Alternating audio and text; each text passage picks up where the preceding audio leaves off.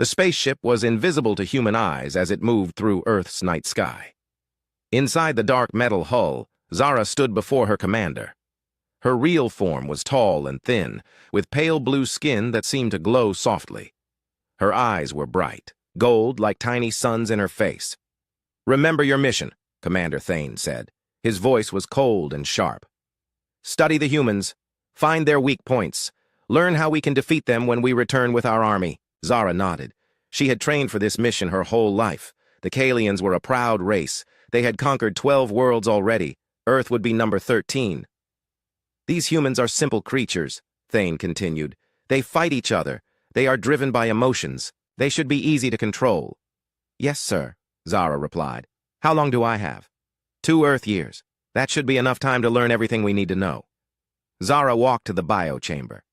This machine would change her body to look exactly like a human. The Kalians had been watching Earth for months. They had picked out a perfect identity for her. The woman's name had been Amy Collins. She had lived alone in Denver, Colorado. She had died in a car crash 3 days ago, but the humans had not found her body yet. Zara would take her place. No one would know the difference. The biochamber hummed as it worked. Zara felt her bones, changing, becoming smaller and more fragile. Her skin turned warm and pink. Her golden eyes became brown. Her hair grew longer and turned dark. When the machine finished, she looked in the mirror and saw a completely different person. She practiced, speaking like Amy Collins. She had studied human speech patterns for months. She knew how to smile, how to laugh, how to act sad. All of it was fake, but humans would never know. The ship landed in the mountains outside Denver late at night. Zara stepped out onto Earth, soil for the first time. The air felt thick and wet compared to her home world. She could smell strange things in the wind, trees, flowers, and something else she could not name. She walked down the mountain toward the city lights below. Her new human body felt weak and clumsy. She missed her real strength. But this was the price of the mission. By morning, she had reached Denver. The city was loud and busy. Humans rushed everywhere in their metal vehicles. They walked quickly, on the sidewalks, all heading somewhere important. Zara watched them with interest. They seemed so urgent about everything. She found Amy Collins' apartment, using the address from her stolen identity. The building was old, but clean. Zara used Amy's keys to enter the small space. It had 1 bedroom, a tiny kitchen, and a living room with a couch and television. The real Amy had left behind clothes, books, and pictures. Zara studied everything carefully. She needed to become this person completely. She looked at photos of Amy with friends and family. She read Amy's diary to learn about her personality and habits. The next day, Zara went to the Denver Public Library. Amy Collins had worked there as a research librarian before her death. Zara would take over her job. It was perfect for watching and studying humans. "Amy," called out Mrs. Peterson, the head librarian. She was a round woman with gray hair and kind eyes. "We're so glad you're feeling better. How was your vacation?" Zara smiled. She had prepared for this moment. "It was wonderful, thank you. I'm excited to get back to work." The library was quiet and peaceful. Zara spent her days helping people find books and information. She watched how humans treated each other. Some were kind and patient. Others were rude and angry. She took mental notes about everything she saw. During her lunch breaks, she would sit in the park across the street and observe. Humans sat together on benches, sharing food and conversation. Children played on swings while their parents watched. Dogs ran around while their owners talked to each other. One thing surprised Zara. The humans often helped strangers. She saw a man help an old woman carry her groceries. She watched a woman give money to a homeless person. She observed teenagers helping a lost child find his mother. This confused her. Why would they help people they did not know? What did they gain from it? On her homeworld, the Kalians only helped family members or those who could help them in return. After 2 weeks at the library, Zara had settled into Amy's life. She had Amy's memories implanted in her brain, so she knew all the right things to say to Amy's friends and coworkers. But she still felt like she was playing a role in a play. Then one evening, as she was leaving work, she saw something that changed everything. A homeless man was sitting outside the library. He was old and dirty, and he was shaking from the cold. Most people walked past him without looking. Some moved away from him as if he carried a disease. But then a young man stopped. He was tall with dark hair and kind eyes. He wore a blue uniform with patches that said, Denver Emergency Medical Services. He knelt down next to the homeless man. "Hey there, sir," the young man said gently. "Are you okay? Do you need medical help?" The homeless man looked up with tired eyes. "I'm just cold, son. So cold." The young man took off his own jacket and wrapped it around the old man's shoulders. Then he reached into his pocket and pulled out a $20 bill. "There's a warm place to eat just 2 blocks down," he said, pointing down the street. "The food is good and cheap. Tell them Jake sent you." The old man's eyes filled with tears. "Thank you, young man. God bless you." Jake smiled and helped the man stand up. "Take care of yourself, okay?" Zara watched from the library steps. She felt something strange in her chest. It was warm and tight at the same time. She had never felt anything like it before. Jake turned to walk away and saw her, watching. He walked over to her. "Sorry if that seemed weird," he said, rubbing the back of his neck. I couldn't walk past him, you know?" Zara stared at him. Up close, his eyes were even kinder. They were brown, like melted chocolate, and they seemed to see right through her. "That was very nice of you," she said. Her voice sounded different to her own ears. Softer somehow. "I'm Jake Martinez," he said, holding out his hand. "I've seen you around the library a few times. I come here to study sometimes." "Amy Collins," she replied, shaking his hand. His skin was warm and rough from work. "I work here."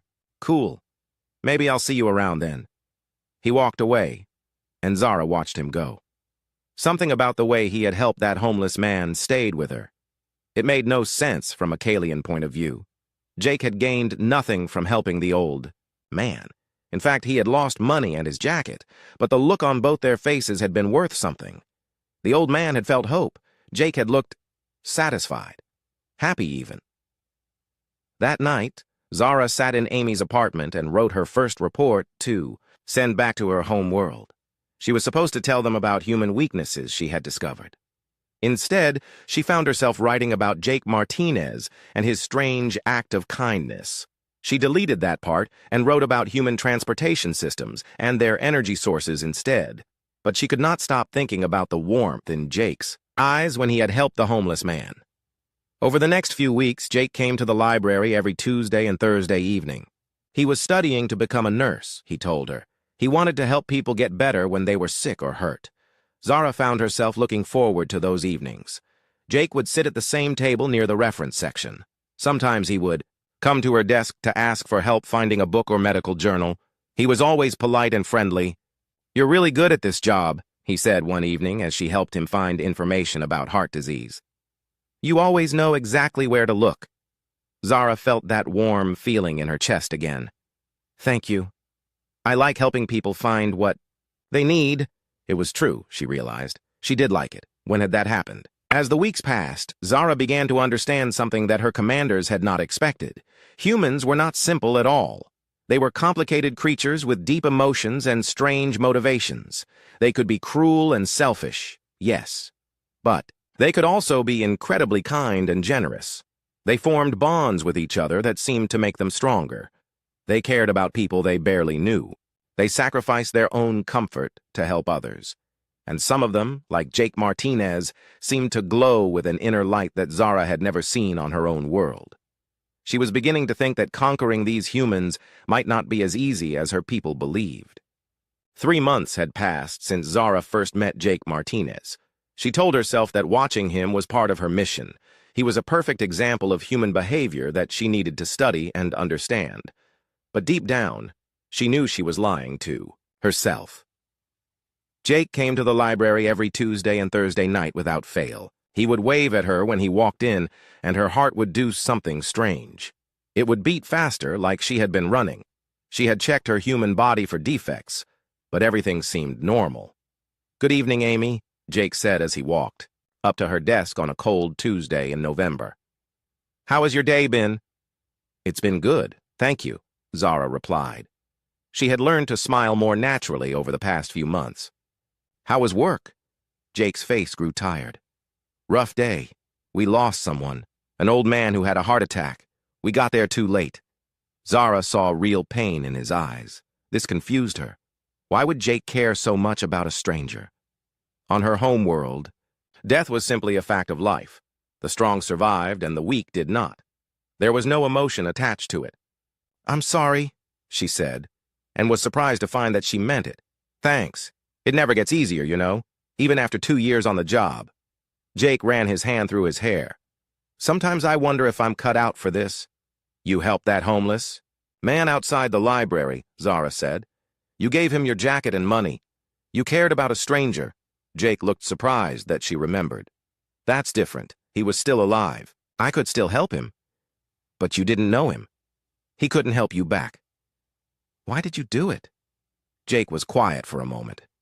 I guess because he needed help, and I could give it. Isn't that reason enough? Zara stared at him. On her world, everything was about power and advantage. You only helped someone if they could help you later, but Jake helped people because they needed help. It was that simple to him. You're a good person, Jake Martinez, she said quietly. Jake's cheeks turned red. I just try to do what's right. My mom always said that we're all connected somehow. When we help others, we help ourselves. That night, Zara walked home through the dark streets of Denver. She thought about what Jake had said. Were humans really all connected to each other? It seemed impossible, but she had seen evidence of it every day. When humans were happy, they wanted to share that happiness with others. When they were sad, other humans would try to comfort them. When one was in danger, others would risk their own safety to help. Zara had never experienced anything like this on her home world. Kalians lived alone most of their lives. They came, together only to mate or to conquer other planets. There was no warmth between them, no caring, but humans seemed to need each other in a way that made them stronger together than apart. The next Thursday, Jake didn't come to the library. Zara found herself checking the door every few minutes, waiting for him to walk in. When closing time came and he still hadn't appeared, she felt something cold and heavy in her stomach. Was he sick? Had something happened to him at work? She realized with shock that she was worried about him. Not because he was useful to her mission, but because she cared what happened to him. This was dangerous. She was not supposed to form attachments to humans. They were the enemy. Her job was to study them, not to care about them. But when Jake appeared the following Tuesday with his arm in a sling, Zara felt relief wash over her like a warm wave. What happened to you? She asked, walking around her desk to get a closer look. Car accident on the way to a call, Jake said with a sheepish smile. Nothing too serious. Just a broken arm. I'll be fine in a few weeks. Does it hurt? Zara reached out to touch his sling, then pulled her hand back. She had almost touched him without thinking. A little. The worst part is not being able to work. I feel useless just sitting around. You're not useless, Zara said quickly. You're healing. That's important too. Jake looked at her with those warm brown eyes. Thanks, Amy. You always know the right thing to say. Over the next few weeks, Jake spent more time at the library since he couldn't work. Zara would take her breaks at the same time, and they would sit together in the small cafe area. They talked about books, about the people who came to the library, about Jake's dreams of becoming a nurse. Why do you want to be a nurse? Zara asked one afternoon as they shared a bag of chips from the vending machine. I want to help people when they're at their worst moments, Jake said. Being sick or hurt is scary. If I can make someone feel a little bit better, a little bit less afraid, then I've done something worthwhile with my day. Zara felt that warm, tight feeling in her chest again. You already do that. I've seen you with people here. You're kind to everyone. Even Mrs. Patterson when she's being grouchy? Jake laughed. Especially then. Zara smiled back. They were sitting close together, and Zara could smell Jake's soap and something else that was just him. She had enhanced senses from her real form, so she could detect things humans couldn't. Jake smelled like safety and warmth. Amy, Jake said softly. Can I ask you something? Zara's heart started beating fast again. Of course. Would you like to have dinner with me sometime? I mean like a real dinner, not just vending machine food? Zara stared at him. A date. Jake was asking her on a date. This was exactly what she should avoid. Getting romantically involved with a human was against every rule of her mission. But looking into his hopeful eyes, she heard herself say, "Yes, I would like that very much." Jake's whole face lit up with happiness. "Really? Great. How about Saturday night? There's this little Italian place I know. Nothing fancy, but the food is amazing." "That sounds perfect," Zara replied, even though she had no idea what Italian food was. That night, Zara sent her monthly report back to her commanders. She wrote about human military structures and their communication systems. She described their technology and their social organization. But she didn't write about Jake. She didn't mention that she was beginning to understand something her people had never considered. Humans weren't weak because they cared about each other. Caring made them stronger. Saturday night arrived, and Zara spent an hour trying to decide what to wear. Amy's closet had many options, but Zara didn't understand human dating customs. She finally chose a simple blue dress that brought out her brown eyes. Jake picked her up at 7 o'clock. He had traded his usual paramedic uniform for nice jeans and a button-down shirt. His arm was still in the sling, but he looked handsome. "You look beautiful," he said when she opened the door. Zara felt heat rise to her cheeks. "Thank you. You look very nice, too." The restaurant was small and warm, with checkered tablecloths and candles on each table. The smell of garlic and herbs filled the air. Zara had never smelled anything so good. "Have you ever had Italian food?" Jake asked, as they looked at their menus. "Not really," Zara admitted. This was true, even though she had never had any Earth food before her mission. "Then you have to try the lasagna. It's like a warm hug in food form." Jake ordered for both of them, including something called wine that came in a dark bottle. When the food arrived, Zara took her first bite and almost gasped. The flavors were incredible. Her enhanced senses could detect every ingredient, every spice. It was like art that you could taste. "Good?" Jake asked, smiling at her expression. "It's amazing," Zara said honestly. "I've never tasted anything like this." They talked through dinner about everything and nothing. Jake told her about his family in New Mexico, about his childhood dreams, of becoming a superhero, about his favorite movies and books. Zara found herself sharing things too, but she had to be careful.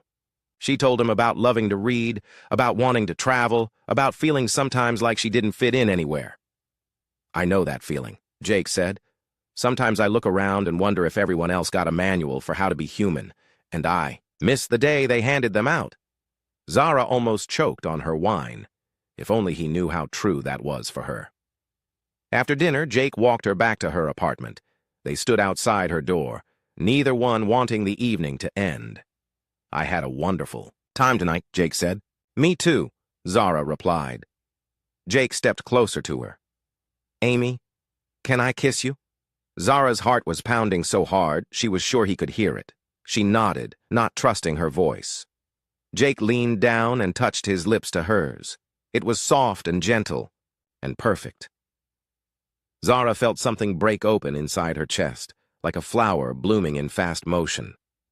When they broke apart, Jake rested his forehead against hers. "I've wanted to do that for weeks," he whispered. "I'm glad you did," Zara whispered back. As she watched him walk away, Zara realized that everything had changed. She was no longer just studying humans. She was falling in love with one, and that terrified her more than any enemy she had ever faced. 2 years had passed since that first kiss outside Zara's apartment. 2 years of learning what it meant to love and be loved by a human. Jake had proposed to her on a warm spring evening in the same park where she used to observe humans during her lunch breaks. He had gotten down on one knee right next to the fountain where children threw pennies and made wishes. "Amy Collins," he had said, his voice shaking with nervousness. "You make me want to be the best version of myself every single day. Will you marry me?" Zara had said yes without hesitation. She knew she was supposed to complete her mission and return to her home world, but she couldn't imagine a life without Jake. She had stopped sending regular reports to her commanders months ago. She told herself she would figure out what to do about that later. Their wedding had been small and beautiful. Jake's family had flown in from New Mexico, and they had welcomed Zara with open arms. Mrs. Martinez, Jake's mother, had cried happy, tears, and told Zara she had never seen her son so happy. "You're good for him," she had whispered during their dance at the reception. "I can see it in his eyes. You make him glow from the inside." If only she knew, Zara had thought. If only any of them knew what she really was. But those worries seemed far away now as Zara sat in the bathroom of their small apartment, staring at the plastic stick in her hand. 2 pink lines stared back at her. She was pregnant. This should have been impossible. Kalian and human biology were completely different. Her people had studied dozens of species across the galaxy, and crossbreeding had never been successful. Yet here she was, carrying Jake's child. Zara's hands shook as she set the test down on the counter. She had suspected for weeks that something was different. Her enhanced senses had detected changes in her body chemistry. She had been tired and nauseous, especially in the mornings. But she had convinced herself it was just stress from living a double life for so long. Now she knew the truth, and it changed everything. "Amy?" Jake's voice came from the bedroom. "You okay in there? You've been quiet all morning." "I'm fine," Zara called back, trying to keep her voice steady. "I'll be out in a minute." She looked at herself in the mirror. Her reflection showed Amy Collins, the human librarian who had married the love of her life. But underneath that face was Zara, the alien spy who had betrayed her entire species for love. What would Jake say when she told him? How could she explain that their child would be something that had never existed before, half human, half Kalian? What if the baby inherited her alien abilities? What if it looked different? What if it was dangerous? Zara took a deep breath and walked into the bedroom. Jake was getting dressed for work, pulling on his paramedic uniform. He had been promoted to supervisor 6 months ago, and he loved his job more than ever. "Jake," she said quietly, "we need to talk." He turned around, and she saw immediate concern in his eyes. "What's wrong? You look pale." "I'm pregnant." Jake went very still. His eyes widened, and his mouth opened, but no sound came out. For a long moment, they just stared at each other. Then Jake's face broke into the biggest smile she had ever seen. "Really?" he whispered. Zara nodded, and suddenly she was crying. Relief and fear and joy all mixed together until she couldn't tell which emotion was strongest. Jake crossed the room in 2 steps and picked her up, spinning her around in a circle. "We're going to have a baby! Amy, we're going to be parents!" He set her down gently and kissed her forehead, her cheeks, her lips. "This is the best news I've ever gotten in my entire life." Zara held onto him tightly, breathing in his familiar scent. "Are you sure? We didn't plan this. We're not ready." "Hey," Jake said, pulling back to look at her. "We'll figure it out. We love each other, and we'll love this baby. That's all that matters." If only it were that simple, Zara thought. The pregnancy progressed normally at first. Zara went to all her doctor appointments, and Jake came with her to everyone. They saw their baby's heartbeat on the ultrasound screen, and Jake cried happy tears. But Zara was constantly worried. She used her alien abilities to monitor the baby's development, making sure it appeared normal to human medical equipment. So far, everything seemed fine, but she knew that could change at any time. She also knew that her people would eventually come looking for her. It had been over 3 years since her last real report. They would send someone to investigate, and when they discovered what she had done, they would kill her and Jake and the baby. The thought kept her awake at night, even when Jake was sleeping peacefully beside her. At 6 months pregnant, Zara felt the baby kick for the first time. She was alone in the apartment reading a book about human child development when it happened, a strong push against her ribs from the inside. "Oh," she gasped, dropping the book and putting her hand on her belly. The baby kicked again, and Zara felt something she had never experienced before, a connection to another living being that went deeper than love. This was her child, part of her and part of Jake, growing inside her body. For the first time since learning she was pregnant, Zara felt pure joy without any fear mixed in. "Hello, little one," she whispered to her belly. "I can't wait to meet you." When Jake came home that evening, Zara grabbed his hand and placed it on her stomach. "Wait for it," she said, smiling. A moment later, the baby kicked against Jake's palm. His eyes grew wide with wonder. "Was that your son or daughter saying hello?" Zara finished. Jake knelt down and pressed his ear to her belly. "Hey there, baby. It's your daddy. I love you already, and I can't wait to hold you." The baby kicked again, as if responding to Jake's voice, and they both laughed. That night, as they lay in bed discussing baby names and nursery colors, Zara made a decision. She would do whatever it took to protect this family, even if it meant fighting her own people. But first, she needed to prepare. Her child would be different, and she needed to understand what that might mean. Over the next few weeks, Zara began, testing her own abilities more carefully. She discovered that pregnancy had enhanced her powers in unexpected ways. Her healing abilities were stronger. Her empathic senses were sharper. She could feel Jake's emotions as if they were her own. But, most importantly, she could sense the baby's unique energy signature. The child was definitely part Kalian, but there was something else there too. Something that felt entirely new. At 8 months pregnant, Zara was huge and uncomfortable. Jake fussed over her constantly, bringing her ice cream and rubbing her swollen feet. He had read every parenting book in the library and was more prepared for the baby's arrival than she was. "What if I'm not a good father?" he asked one night as they assembled the crib in their spare bedroom. "You'll be an amazing father," Zara said without hesitation. "You're the kindest, most caring person I've ever known. This baby is so lucky to have you." Jake smiled and rubbed her belly. "I just want to give them everything. Love, security, a good life. I want them to know they're wanted." Zara's heart ached with love for this man who was already so devoted to their unborn child. "They'll know," she promised. Labor started on a Tuesday morning while Zara was reorganizing the children's section at the library. She felt the first contraction and knew immediately that it was time.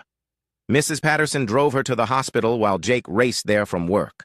By the time he arrived, Zara was already in a delivery room, breathing through contractions that came faster and stronger. "I'm here," Jake said, taking her hand. "I'm not going anywhere."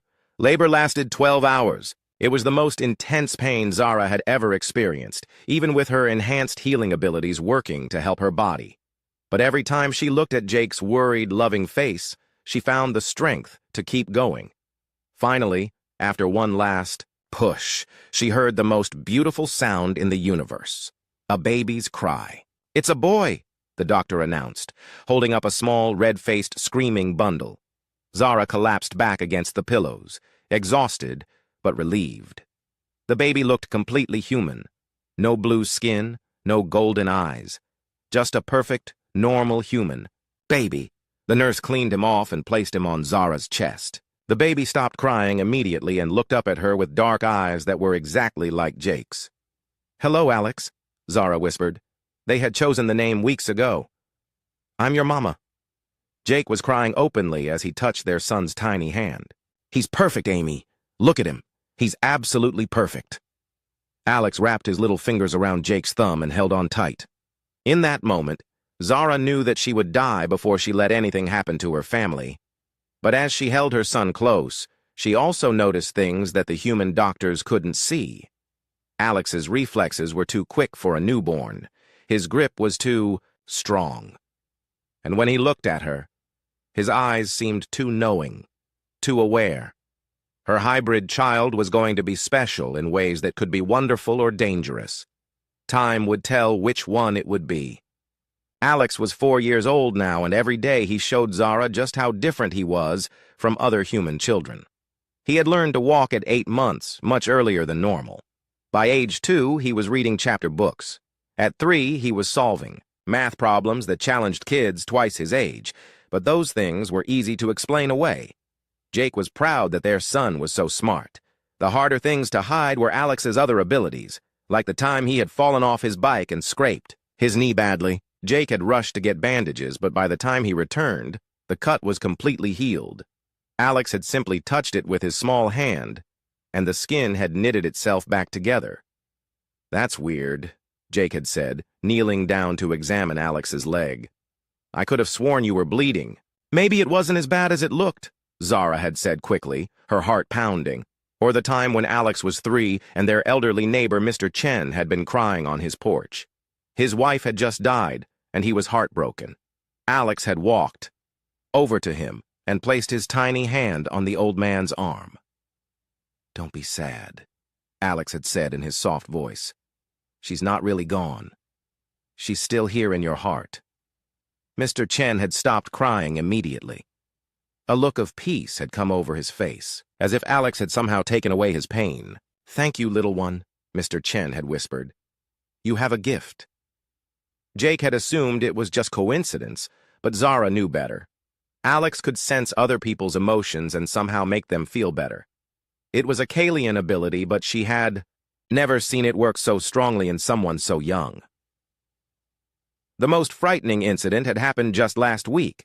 Alex had been playing in the backyard when a neighbor's dog had gotten loose. It was a large, aggressive animal that had bitten people before.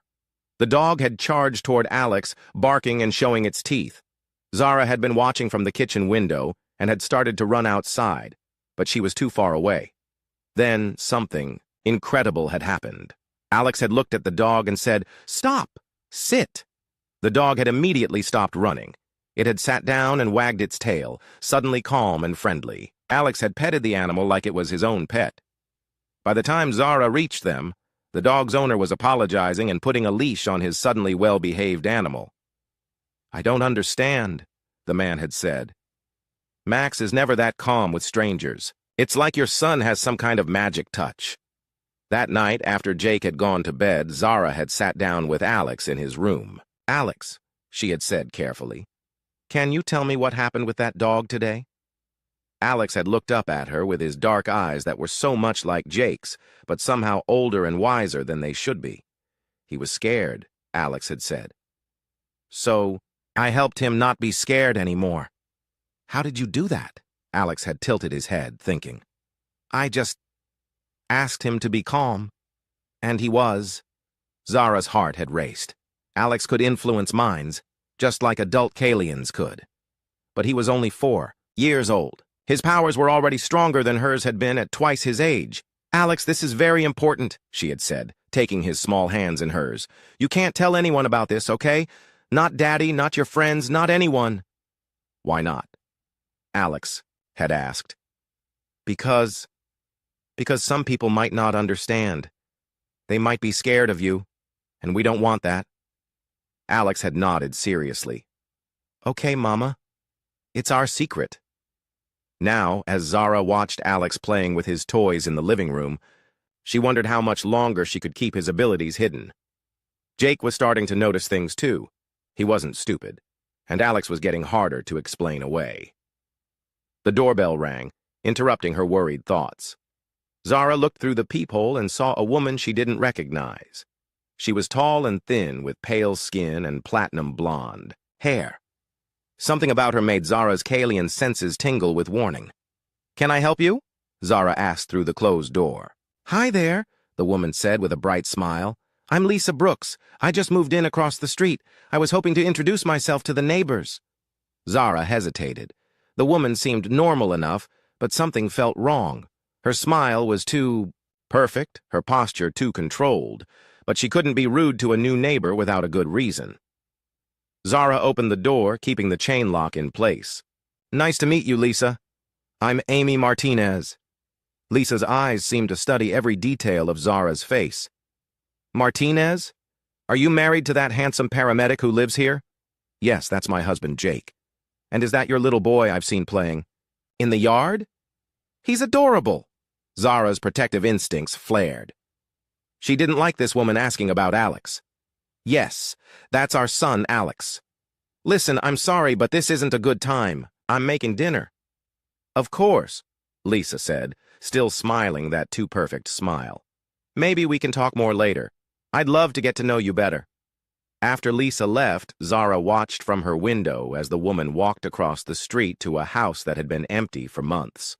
When had she moved in? Zara was sure she would have noticed moving trucks or new neighbors. That evening at dinner, Zara was quiet and distracted. Everything okay? Jake asked. You seem worried about something. A new neighbor came by today, Zara said. Something felt off about her. Off how? Zara struggled to put her feelings into words. I don't know. She asked a lot of questions about you and Alex. It felt like more than just friendly curiosity. Jake reached over and squeezed her hand. You're probably just being protective. It's natural for a mom to be cautious about strangers. But Zara's worry grew over the next few days. She noticed Lisa watching their house from her window. She saw the woman walking past their yard whenever Alex was outside playing. And there was something else. Lisa moved wrong. Her walk was too fluid, too controlled. She held herself like a trained fighter, not like a normal human woman. 3 days later, Zara's worst fears were confirmed. She was at the library when her phone buzzed with a text message from an unknown number. We need to talk. Meet me at the park on 5th Street in 1 hour. Come alone. A friend from home. Zara's blood turned to ice. A friend from home could only mean one thing. Someone from her home world had found her. She told Mrs. Peterson she was feeling sick and needed to go home early. Then she drove to the park with her heart pounding. Lisa was waiting for her on a bench near the playground. But now she looked different. Her human disguise was perfect, but Zara could see through it with her enhanced senses. She could see the truth underneath. This woman was Kalian. Hello, Zara, Lisa said as she approached. It's been a long time. Zara sat down on the opposite end of the bench, keeping as much distance as possible. Commander Vex, she said quietly. I should have known they would send you. You should have known they would send someone eventually. Did you really think you could just disappear and we wouldn't notice? What do you want? Vex smiled, but there was no warmth in it. I want to know why our best spy has gone completely silent for over 3 years. I want to know why you've been living like one of these humans instead of completing your mission. My mission is complete, Zara lied. I've learned everything there is to know about them. Have you? Vex leaned closer. Then why haven't you sent your final report? Why haven't you returned home? Zara said nothing. I've been watching you, Zara. I've seen your human husband. I've seen your child. The way Vex said the word child made Zara's skin crawl. He's just part of my cover, Zara said desperately. I had to blend in completely. Vex laughed, a cold sound that made nearby birds fly away. Don't lie to me. I can smell the emotional attachment all over you. You've gone native, haven't you? You actually care about these humans. Zara met her eyes steadily. They're not what we thought they were. They're not weak. They're not easy to conquer. No, Vex said, standing up. You're not weak. You've become weak. And weakness is contagious. Vex walked around the bench until she was standing behind Zara. Here's what's going to happen, she said softly. You're going to complete your original mission. You're going to eliminate your human attachments and return home with the intelligence we need. And if I refuse, then I'll eliminate them for you. Starting with that interesting little boy of yours. Zara spun around, her eyes blazing. Don't you dare touch my son. Your son? Vex laughed again. Oh, Zara, do you have any idea what you've created? That child is an abomination. He's part human, part Kalian. He shouldn't exist. He's just a child. He's a hybrid with powers that could threaten our entire species if he ever learns to use them properly. I've been watching him, Zara. I've seen what he can do. Zara's heart stopped. Vex had been watching Alex. She knew about his abilities. You have 48 hours, Vex continued. Eliminate the humans and return home, or I'll eliminate all 3 of you. The child is too dangerous to live, and you're too compromised to be trusted. Vex started to walk away, then turned back. Oh, and Zara, don't try to run. I'll find you wherever you go, and don't try to fight me. You know I'm stronger than you. Zara sat alone on the bench for a long time after Vex left. The sun was setting, and families were leaving the park. Children laughed as their parents pushed them on swings. Normal human families living normal human lives. Everything she had come to love was about to be destroyed, and there was nothing she could do to stop it, or was there? Zara drove home from the park with her mind racing. 48 hours. That's how long she had before Vex would kill everything she loved. She could run. But Vex was right. They would be found eventually. Her people were too advanced, too persistent. She could fight. But Vex was a trained warrior, stronger and more experienced than Zara. She would lose, and Jake and Alex would die anyway, or she could do what Vex wanted. She could kill her own family and return to her home world as if the last 4 years had never happened.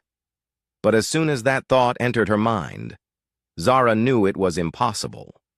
She would rather die than hurt Jake or Alex. When she got home, Jake was in the kitchen making Alex's favorite dinner, spaghetti with meatballs. Alex was at the table coloring a picture of their family. In his drawing, all 3 of them were holding hands and smiling. "Mama's home," Alex called out, running, to hug her legs. Zara picked him up and held him tight, breathing in his sweet little boy smell. How could Vex call him an abomination? He was perfect. He was love made into a person. "How was work?" Jake asked, stirring the sauce on the stove. "Fine," Zara lied. She couldn't tell Jake the truth. Not yet. She needed time to think, to plan. During dinner, Alex chattered about his day at preschool. He had finger-painted a picture and learned a new song, normal 4-year-old things. Looking at him, no one would ever guess he was anything other than a bright, happy human child. But Zara knew better now. She watched Alex more carefully and saw what Vex had seen. The way his eyes seemed to track things that weren't there. The way other children naturally followed his lead, even when he wasn't trying to influence them. The way he always knew when someone was sad or upset. Her son was special, and according to her people, that made him dangerous. That night after Alex was asleep, Zara lay in bed next to Jake and made her choice. She was going to tell him everything. "Jake," she whispered in the darkness, "are you awake?" "Yeah." "You've been tossing and turning for an hour. What's wrong?" Zara took a deep breath. "I need to tell you something. Something important." Jake turned on the bedside lamp and sat up, immediately alert. "What is it?" Zara looked at the man she loved more than her own life. His dark hair was messy from sleep, and there were worry lines around his kind eyes. He was so human, so real, so good, and she was about to destroy everything he believed about her. "My name isn't Amy Collins," she began. Jake frowned. "What do you mean?" "I mean, I'm not human, Jake. I'm not even from this world." Zara let her human disguise fade away slowly. Her skin paled to its natural blue color. Her brown eyes became golden. Her features shifted to their true alien form. Jake's eyes went wide, with shock. He scrambled backward across the bed, nearly falling off the edge. What are you?" "My real name is Zara. I'm from a race called the Kalians. I was sent here 4 years ago to spy on humans and find weaknesses that my people could use to conquer your world." Jake stared at her, his mouth opening and closing like he couldn't find words. "You're an alien," he finally whispered. "Yes. And you were sent to spy on us." "Yes." Jake was quiet for a long moment. Zara could see him processing this information, trying to make sense of it. "Alex," he said suddenly. "Is he—" "He's your son," Zara said quickly. "But he's also mine, really mine. He's half human, half Kalian. That should have been impossible, but it happened anyway." "His abilities," Jake said slowly. "The way he healed that cut. The way animals and people react to him, that's from you." "Yes." Jake stood up and started pacing the bedroom. "This is insane. This is impossible. I'm talking to an alien. My wife is an alien. My son is half alien. Jake, please let me explain." "Explain?" Jake's voice rose. "Explain what? That our entire marriage is based on a lie? That you've been pretending to be someone else this whole time?" "It wasn't pretending." Zara stood up too, her golden eyes blazing. "Not after I met you. Everything I feel for you is real. My love for you, for Alex, for this life we built together. That's all real. But Amy Collins isn't real. The woman I fell in love with doesn't exist." "She does exist. She's me. I became her because of you." Jake stopped pacing and looked at her, really looked at her. Even in her alien form, Zara could see recognition in his eyes. "You're still you," he said quietly. "You look different, but you're still you." "Yes. I'm still the woman who loves you more than anything in the universe." Jake sat down heavily on the edge of the bed. Why are you telling me this now? After all this time, Zara's heart broke at the pain in his voice. Because we're in danger. My people found me. They sent someone to bring me back, and if I don't go willingly, they'll kill all three of us. What? Zara explained about Vex, about the ultimatum, about the 48-hour deadline. She said Alex is too dangerous to live because he's a hybrid, Zara finished. She wants me to kill you both and return home. Jake was quiet for a long time. When he finally spoke, his voice was steady and determined. Then, we run. They'll find us. My people are too advanced. Then we fight. We can't win. They watched Alex score a goal and celebrate with his teammates. His friends surrounded him with hugs and laughter, drawn to his natural warmth and kindness. He's going to change the world someday, Jake said. He already has, Zara replied. He changed ours. As the sun set over Denver, the family that should never have existed but somehow did walked home together. An alien spy, a human paramedic, and their impossible son who had saved them all. Love had won, and the universe was a better place because of it. Then what do you suggest? Zara looked at the floor. I don't know. I've been trying to figure that out all evening. Jake reached out and took her hand. His skin was warm against her cooler alien flesh. We'll figure it out together, he said. That's what families do. Zara looked up at him in amazement. You're not leaving me? Leave you? Amy. Zara. Whatever your name is, you're my wife. You're the mother of my child. I don't care if you're from Mars or the moon or another galaxy. I love you. Tears rolled down Zara's face. Even knowing what I am? What I did? You came here to spy on us, but you chose us instead. You chose love over duty. That tells me everything I need to know about who you really are. They spent the rest of the night planning. They would take Alex and disappear, change their names, move somewhere remote, live off the grid. It wasn't perfect, but it was better than dying. But their plans fell apart the next morning. Alex was playing in the backyard when Vex appeared. She didn't bother with her human disguise this time. She stood in her true Kalian form, tall and imposing and clearly alien. Hello, little one, she said to Alex. Alex looked up from his toy trucks. You're like Mama, he said with a 4-year-old's simple honesty. Yes, I am. And you're like both your parents, aren't you? That makes you very special. Zara and Jake rushed outside when they heard voices. Get away from him, Zara snarled. I'm not going to hurt him, Vex said calmly. I'm just curious about him. A hybrid child. I've never seen one before. Alex walked over to Vex without fear. You're sad, he said, placing his small hand on her arm. Why are you sad? Vex looked down at the child with surprise. Sad? I'm not sad, little one. Yes, you are. You're sad and angry and scared all at the same time. It hurts, doesn't it? For a moment, Vex's expression softened. Alex's empathic abilities were working on her, just like they worked on everyone else. But then she shook her head and stepped back. Impressive, she said to Zara. His powers are already stronger than yours. Imagine what he could do when he grows up. He's just a child, Jake said, moving protectively in front of Alex. He's an unknown variable, Vex replied. And unknown variables are eliminated. She raised her hand, energy beginning to glow around her fingers. That's when Alex's true power revealed itself. Stop, the 4-year-old said in a voice that carried impossible authority. Vex froze. The energy around her hand flickered and died.